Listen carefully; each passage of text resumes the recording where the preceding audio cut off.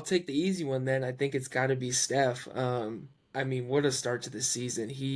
When you have to go back to 2016 to talk about how good he's been, that was his unanimous MVP year. If he's comparing to that, then you know he's doing something special. What is he at, like 30 a game? First player in NBA history with 4+ threes in 8 straight games. I think he broke his own record with that one.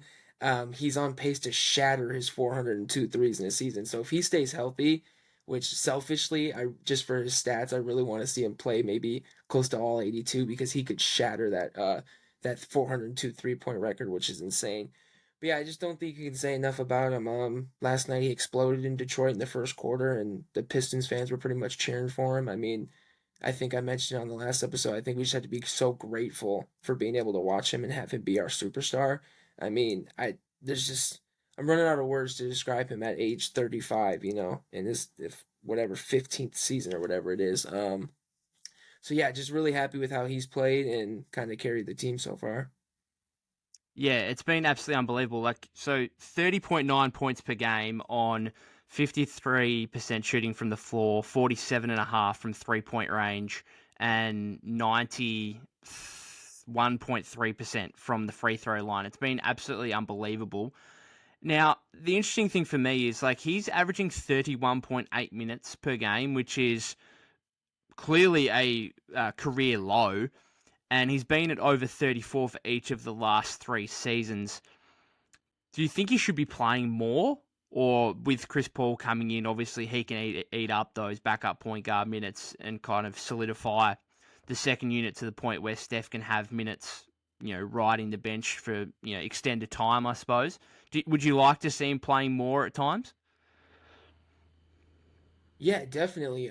I think it's gonna be by like a game basis because last night I wish he would have played more. Because in that first quarter he erupted in that first quarter and Steve took him out at his scheduled time. And I would maybe like to see Steve just let him ride that one out. Let him see how far we can build that lead because we were up almost double digits and he takes him out and then we kind of go into a lull offensively.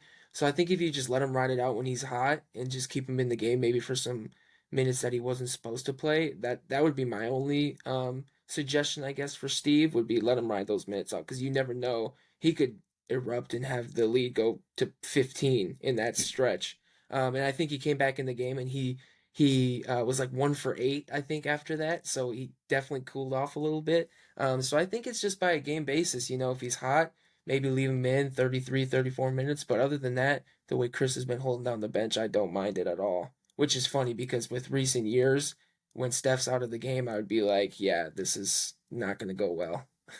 Yeah, I know like a lot of fans have been frustrated about I guess, yeah, pulling him out at, 3, 4 minutes left in the first quarter rather than letting him ride the old 12-6, 12-6 kind of rotation that, Steph became accustomed to, I suppose, for so many years.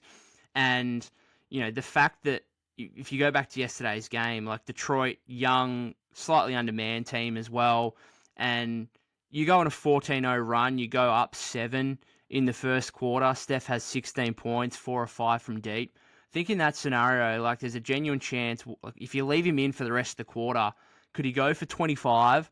Could the Warriors put up 40 points as a team? Could they be up 15? And I think in that scenario, if that were to happen, that's really demoralizing to a young Pistons team. And I think at that point, taking him out with 3, 4 minutes left, the Pistons were able to come back and make it. I think the Warriors were still up 5 at the end of the first quarter, but they feel like they're in the game at that point. They feel like they can still cause an upset win, as opposed to being up double digits and, really demoralizing them with the Steph onslaught in the first quarter.